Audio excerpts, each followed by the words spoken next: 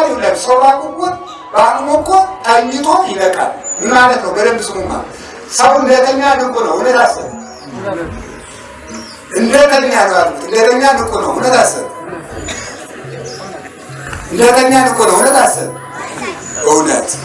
ምክንያቱም ህልም ያያል አይደለም። እንደተኛ ንቁ ነው እኮ ሰው ማለት ነው። ስለዚህ በስጋው ተኝቷል፣ በነፍሱ ያልማል። ሰው እንደተኛ ንቁ ነው። ክርስቶስ እንደሞተ ሕያው ነው። እስኪ በሉላችሁ መውይቶ ሕያው ሙቶ ሳለ ሕያው ነው። በሉ እስኪ ሙቶ ሳለ ምንድን ነው? በስጋ ሞተ። ተመልከቱ። በመንፈስ ኃይሎ በስጋ ሞተ፣ በነፍስ ግን ሕያው ነው። ግን ሁለት አካል አይደለም፣ አንድ አካል አንድ ባህሪ ነው። ዓለምን በእጁ እንደያዘ በመቃብር ተቀበረ። 33 ዓመት በዚች ዓለም እንደኖረ ከ3 ሰዓት ከዓርብ 11 ሰዓት ጀምራችሁ እስከ እሑድ እስከተነሳበት ጊዜ ስትቆጥሩ ደግሞ 33 ሰዓት ይሆናል። 33 ሰዓት ደግሞ ከነፍሳት ጋር ሰነበተ። አያችሁ፣ ይህ ቀድሞ ነው ክርስቶስ እስከ እሑድ ነፍሱ ቤት ከርማ ኢየሱ ዓርብ ነፍሱ ቆጣች። ነፍሱ እስከ እሑድ ድረስ ምን እያደረገች ሰንብታ ነው ብላችሁ አታውቁም? ይህ ከርማ ነው የምትሉ አያዳላም ማለት ለእኛ 33 ዓመት አብሮን ነው። ከነፍሳት ጋር ደግሞ ዓርብ 11 ሰዓት ከሲኦል አውጥቶ እስከ እሑድ ድረስ እስከሚነሳበት ደግሞ 33 ሰዓት አብሯቸው ቆየ። ጤና አድርጎ እሑድ በመንፈቀ ሌሊት ሞትን ድል አድርጎ ተነሳ። መድኃኒዓለም በትንሣኤው መቃብራችን ሙስና መቃብርን አስቀረ። የሞት መውጫ ወለቀ። እንግዲህ ሞት በእኛ ላይ ስልጣን የለውም። ሞት እንግዲህ ወደ እግዚአብሔር የምንሄድበት መንገድ እንድንሆን አደረገው። ስልጣኑን ገልጧል። አራየ ስልጣኑን አይለሞት በሞት ላይ ስልጣኑን ገለጠ። ድል ነሳ። በእጡ መቃብር ተነሳ። አልተነሳም ብለው የሚከራከሩ መናፍቃን ቅዱስ ዮሐንስ አፈወርቅ መልሶላቸዋል። አይሁድም በክርክር ተነስቶ ይዛለት አንዳንዶቹ መጥተው አይ ሐዋርያት ሰርቀው ወስደውት ነው ይላል። ሰርቀው ወስደውት ነው።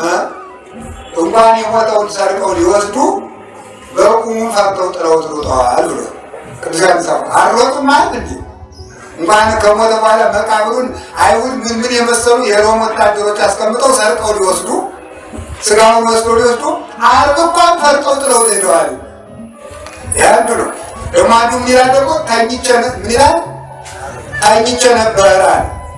እዚያ ግን ደቀ መዛሙርቱ ሰርቀውታል። ሊቁ ቅዱስ ዮሐንስ አፈወርቅ ሲከራከር አንድ ቀጣፊ እሷ አላለም ይሄን ያልኩኝ አንድ ቀጣፊ ደቀ መዛሙርቱ ሲወስዱት አንድ የት ነበር? ተኝቼ። ከተኛማ እንዴት አድርገህ አየሃቸው? አይቻቸዋለሁ። ካያቸው ጎራዴ ዘለሙ ሰደድካቸው። ስለዚህ ሁለቱም ውሸት ነው ማለት ነው። በክርስቶስ ላይ የተነሱት ሁሉም የሐሰት ምስክሮች ናቸው። ክርስቶስ ካልተነሳ ሞትን ድል ካላደረገ ደቀ መዛሙርቱ እንዴት በስሙ ሙት አነሱ? እንዴት አጋንንትን ቀጠቀጡ? እንዴት ከሕይወት ከሞት ሁሉ በላይ ሆኑ? 12 ሰዎችስ እንዴት እንደ ከዋክብት በዙ? እንዴትስ ሰራዊትና ወታደር ሰይፍ አላሸነፋቸው? ምን ተስፋስ አጠነከራቸው? እየታመሙ ለምን ከነሱ ሕይወት ይገኛል? እየተገረፉ እየቆሰሉ ለምን ሕይወትን ይሰጣሉ? በእርግጥም የእሱ ሕይወት በእነሱ ላይ ስላለ ነው። ስለዚህ ቅዱሳን ሐዋርያት የክርስቶስ የትንሣኤው ምስክሮች ሆነው ዓለምን አብርተዋልና የትንሣኤው ቀን የመዳን ቀናችን ነው። እስኪ የመዳን ቀናችን በሉ። ተመልከቱ፣ በትንሣኤው ትንሣኤያችን መስርቶልናል። አሁን እኛ ትንሣኤ ያለን ሰዎች ነው።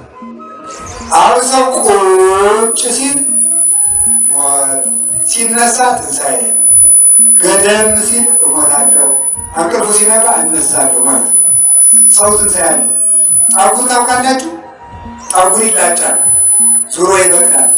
ጠጉር መብቀሉ የሰው ልደት፣ መላጨቱ የሰው መነሳት፣ ጥፍር ማደጉ የሰው ልደት፣ መቆረጡ ሞቱ፣ መልሶ መብቀሉ ማደጉ፣ ፀሐይ መውጣቷ የሰው ልደት፣ ማብራቷ እድገት፣ መግባቷ ሞት፣ ዙራ መውጣቷ ትንሣኤ፣ ዘር መዘራቱ የሰው ምንድን ነው? መወለዱ። ሰው በጋብቻ መመስረታቸው፣ መብቀሉ መወለዱ፣ ማደጉ ማበቡ ልጅ መውለዱ፣ መዝረቁ ማርጀቱ፣ መታጨዱ መሞቱ፣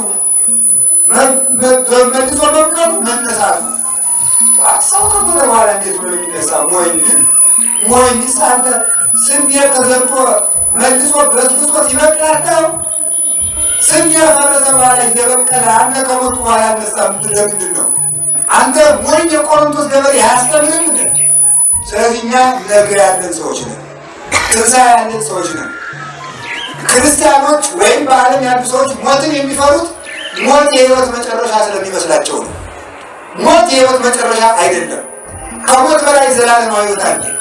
ቢራዩም ለ80 ዓመት ነው፣ የሚከብሩ ግን ለዘላለም ህይወት ነው። ቢራቡም ለ80፣ ቢታሰሩም ለ80፣ ቢሰደዱም ለ80፣ ህይወት ግን ለዘላለም ነው። ዘላለም ህይወት ያወርሳል። ስለዚህ እሑድ ቀን ቤተክርስቲያን ስናስቀድስ የምናከብረው ማንን ነው? ትንሣኤውን ነው። እሑድ ቀን ለክርስቲያኖች ትንሣኤያቸው ነው። በዕለተ ሰንበት አባቶቻችንም እንዳስቀመጡልን ከቅዳሜ ዛሬ ሌባው በዝቶ ነው እንጂ ከቅዳሜ 6 ሰዓት በኋላ ክርስቲያኖች ምግብ አይመገቡም። ሁሉም ሰው ከ11 ሰዓት በኋላ ቤተክርስቲያን ትከፈታለች።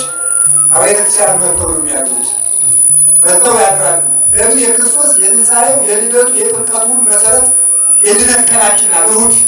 ኒህ ሀቤነ ለለሰሙ ሰንበተ ክርስቲያን ቅድስት ቅዱስ አትናቴዎስ ቅድስት ሰንበተ ክርስቲያን የተቀደሽው በየሳምንቱ ቶሎ ነይልን ይላል። እሑድን ማለት ነው። ቶሎ ነይልን ልናስቀድስብሽ ከክርስቶስ ከትንሣኤው በረከት እንድንቀበልብሽ ሰንበተ ክርስቲያን ቶሎ ነይ፣ እረፍታችን የምጽአታችን አረቦን የመንግሥተ ሰማያታችን መያዣ አንቺ ቶሎ ድረሽልን ይላል። ሰንበትን ቶሎ ያምጣልን። እግዚአብሔር ከሰንበት ረድኤት አይለየም። ሰንበት በረከታችን ነው። ገጠር መቼስ የገጠር ልጅ ስለሆንኩኝ ተመስገን ነው። የከተማም ልጅ ነኝ። የከተማ ልጅ ነኝ ስል የእናንተ ሁሉ ልጅ ነኝ ማለት ነው።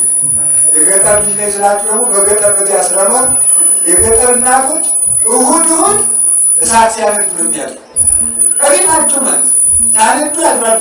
ሌሊቱ ሙሉ ቁጭ ብሎ ማንደድ ለምንድን ነው? የትንሣኤው ብርሃን እሑድ ስለተገለጠ እኮ ነው።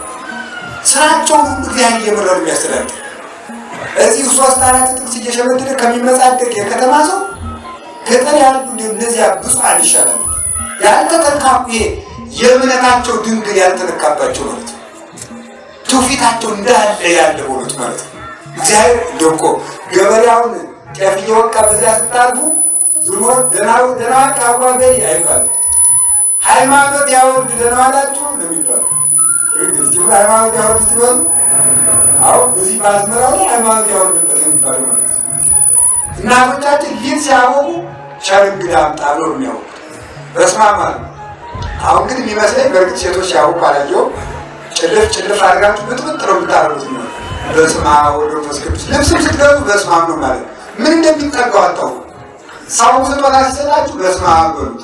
ከዚያ በኋላ አጋንንት ይርቃል። ይህንን ማድረግ ይገባናል። እና ሰንበተ ክርስቲያን የተቀደሰች ቀን ናት፣ የተባረከች ቀን ናት። ዓለም የምንነሳ በዚህ ቀን ነው።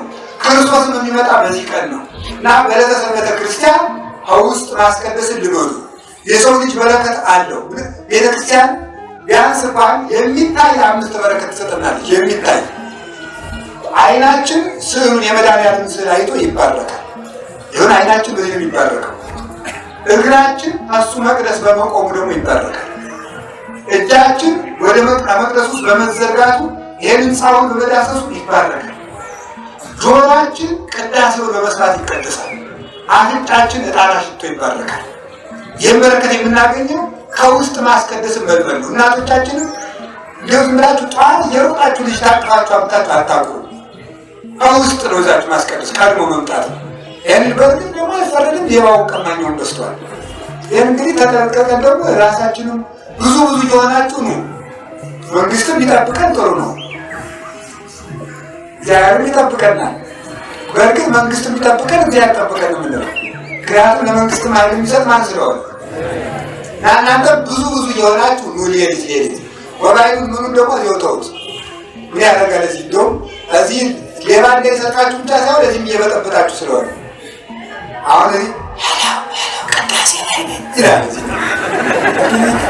አሁን ምንድን ነው ሲተመልከቱ ቅዳሴ ላይ ነኝ አምላክ ጋር እየተነጋገረ ሰው የሰው ኃይል ይከፍታል ነው እኮ እግዚአብሔር ፊት ጎል እኮ ራሱ ኢየሱስ ክርስቶስ ቅዳሴ ላይ ይገኛል። ክርስቶስ ይገኛል። ብሩክ እግዚአብሔር አብ ዘኩሉ ዓለም አምላክነ ወቡሩክ ወልድ ዋሕድ ኢየሱስ ክርስቶስ መድኃኒነ ወቡሩክ መንፈስ ቅዱስ ጰራቅሊጦስ መጽልኢ ወመንጽሒ ለኩልነ ሲል ካህኑ የሚባርከው የክርስቶስ እጅ ነው። የካህኑ እጅ እንዳይመስላችሁ። ካህኑ እንደ ጉጠት ነው፣ እንደ ዕቃ ነው፣ እንደ መሳሪያ ነው የሚያከብር ኢየሱስ ክርስቶስ። ከቅዳሴው ላይ ክርስቶስ በመቅደስ ይገኛል። ከክርስቶስ ጋር ከመዋል በላይ ምን ክብር አለ? ማስቀደስ ትልቅ ክብር አለ። ስለዚህ ሰንበተ ክርስቲያኑ የተከበረች ቀናት በትንሣኤው በረከት ይባርከን፣ በክብር ለመነሳት ያብቃን። የሞት ልጆች ያላደረገን መድኃኒዓለም ምስጋና ይግባው።